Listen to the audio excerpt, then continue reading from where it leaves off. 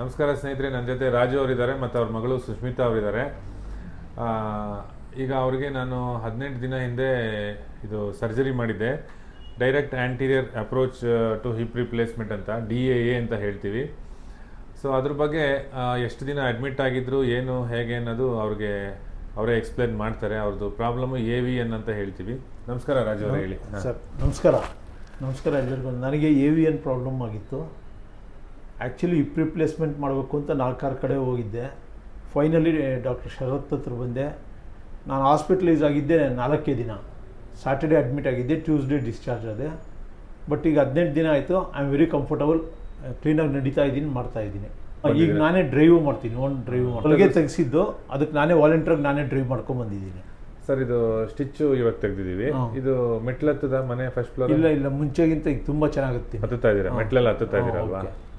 Okay madam, ನಿಮ್ಮ ಒಂದು ಅಭಿಪ್ರಾಯ ಹಿಪ್ ರಿಪ್ಲೇಸ್ಮೆಂಟ್ ಬಗ್ಗೆ ನಿಮ್ಗೆ ಮುಂಚೆ ಏನು ಗೊತ್ತಿತ್ತು, ಅಥವಾ ಇದ್ರ ಬಗ್ಗೆ ಏನಾದ್ರು ಏನು ಹೇಳ್ತೀರಾ ಅಂತ? ಪ್ರಾಬ್ಲಮ್ಸ್ ಬರ್ತದೆ ಅಂತ ಹೇಳ್ಬಿಟ್ಟಿದ್ರು. ಹೌದು ಮೇಡಮ್. ಅಪ್ಪಂಗೆ ಆಗುತ್ತೆ ಅಂತ ಎಕ್ಸ್ಪೆಕ್ಟ್ ಮಾಡಿರಲಿಲ್ಲ. ಆಮೇಲೆ ಅರ್ಥ ಆಯಿತು ಅಲ್ಲಿ ಪ್ರಾಬ್ಲಮ್ ಇದೆ ಅಂತ. ಸೊ ಡೈರೆಕ್ಟ್ ಅಪ್ಪನ ಕರ್ಕೊಂಡು ಹೋಗಿದ್ರು ಹಾಸ್ಪಿಟಲ್ಗೆ. ಹೌದು ಮೇಡಮ್. ತೋರಿಸಿ ಅಮ್ಮ ಇದ್ಕೊಂಡು ನೀವು ಹೆಲ್ಪ್ ಮಾಡೋದು, ಸರ್ಜರಿ ಮಾಡಿ ಎಲ್ಲ ಆಯಿತು, ಎಲ್ಲ ಚೆನ್ನಾಗಾಗಿದೆ. ಇವಾಗ ಅಪ್ಪ ನಾರ್ಮಲ್ ಆಗಿ ನಡೀತಾ ಇದ್ದಾರೆ, ಚೆನ್ನಾಗಿ ನಡೀತಾ ಇದೆ. Thank you sir. ಈಗ ಹಿಪ್ ರಿಪ್ಲೇಸ್ಮೆಂಟ್ ಬಗ್ಗೆ ಜನಗಳು ತುಂಬ ಹೆದರ್ಕೋತಾರೆ. ಅದಕ್ಕೆ ಏನಾರು ಒಂದು ಪಬ್ಲಿಕ್ಗೋಸ್ಕರ ಏನಾರು ಒಂದು ಎಕ್ಸ್ಪ್ಲೇನ್ ಮಾಡಿ ಸರ್. ನಾನು ಆ್ಯಕ್ಚುಲಿ ಹೇಳಬೇಕು ಅಂದರೆ, ನನಗೆ ಲೆಫ್ಟ್ ಸೈಡು ಸೆಕೆಂಡ್ ಸ್ಟೇಜ್ ಅಂತಿದ್ದಾರೆ. ನಾನೇ ವಾಲಂಟಿಯರ್ ಮಾಡಿ ಅಂತ ಕೇಳ್ತಾ ಇದ್ದೀನಿ. ಡಾಕ್ಟ್ರೇ ಬೇಡ ಅಂತಿದ್ದಾರೆ. ಇದು ನನಗೆ ಅನಿಸಿದ್ದು ನಾನು ಹೇಳ್ತಾ ಇದ್ದೀನಿ. Okay sir. ಅಂದರೆ ಈ ಡೈರೆಕ್ಟ್ ಆ್ಯಂಟೀರಿಯರ್ ಅಪ್ರೋಚ್ ಬಗ್ಗೆ ಬೇಗ ರಿಕವರಿ, ಯಾಕಂದ್ರೆ ನಾನು ರಿಕವರಿ ಸ್ಪೀಡು ಇದು ನೋಡಿದ್ಮೇಲೆ ನಾನು ಎಷ್ಟು ಕಾನ್ಫಿಡೆಂಟ್ ಆಗಿದ್ದೀನಿ ಅಂದ್ರೆ ಲೆಫ್ಟು ನಾನೇ ಮಾಡಿಸ್ಬಿಡೋಣ ಅಂತಿದ್ದೀನಿ.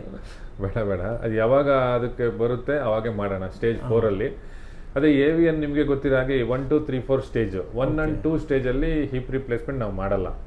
ಕೆಲವರಿಗೆ ನಾವು ಕೋರ್ ಡಿಕಂಪ್ರೆಷನ್ ಅಂತ ಅದು ಹೋಲ್ಸ್ ಮಾಡಿ ಮಾಡ್ತೀವಿ. ಕೆಲವರಿಗೆ ಅದು ತುಂಬ ಪೇನ್ ಇಲ್ಲದೆ ಇದ್ದಾಗ, ತುಂಬ 2 ಸ್ಟೇಜ್ ಕ್ರಾಸ್ ಆಗ್ತಾ ಇದೆ ಅಂದರೆ ಕೋರ್ ಡಿಕಂಪ್ರೆಷನ್ ಮಾಡಲ್ಲ. ಇನ್ನೇನು ಹಿಪ್ ರಿಪ್ಲೇಸ್ಮೆಂಟ್ ಮಾಡಬೇಕಾಗುತ್ತೆ ಯಾಕೆ ಅಂತ ನಾವು ಕೆಲವರಿಗೆ ಅವಾಯ್ಡ್ ಮಾಡ್ತೀವಿ. ಸ್ಟೇಜ್ 3 ಇರೋರಿಗೆ ನಾವು ಕಾಯಿಸ್ತೀವಿ. ಸ್ಟೇಜ್ 4ಗೆ ಹೋದಾಗ ಹಿಪ್ ರಿಪ್ಲೇಸ್ಮೆಂಟ್ ಮಾಡ್ತೀವಿ. ತುಂಬ ಪೇನ್ ಇದ್ರೆ ಸ್ಟೇಜ್ 3ನಲ್ಲಿ ಮಾಡ್ತೀವಿ. ಸೊ ಈಗ ನಿಮ್ಮದು ಈಗ ರೈಟ್ ಸೈಡು ಸ್ಟೇಜ್ 3+ ಆಗಿತ್ತು, ಅದಕ್ಕೆ ಹಿಪ್ ರಿಪ್ಲೇಸ್ ಮಾಡಿದ್ವಿ. ಲೆಫ್ಟ್ ಸೈಡು ಸ್ಟೇಜ್ 2 ಇದೆ. ಈಗ ನಾನು ಅದಕ್ಕೆ ಏನಂತ ಹೇಳ್ತೀನಿ, 6 ತಿಂಗಳು, 1 ವರ್ಷ, 2 ವರ್ಷ ವೆಯ್ಟ್ ಮಾಡಿ. ಯಾವಾಗ ಅದು ತುಂಬ ಪೇನ್ ಆಗುತ್ತೆ ಸ್ಟೇಜ್ 4ಗೆ ಹೋದ್ರೆ ನಾವು ಮಾಡೋಣ. ಹೋಗ್ದಲ್ಲೇ ಇದ್ರೆ ಮೆಡಿಸಿನ್ಸ್ ಅಲ್ಲೇ ನಾವೇನು ಮಾಡೋದು ಬೇಡ ಅಂತ ಇದರಲ್ಲಿ ನಾವು ಇದು ಮಾಡ್ತೀವಿ. Okay, thank you.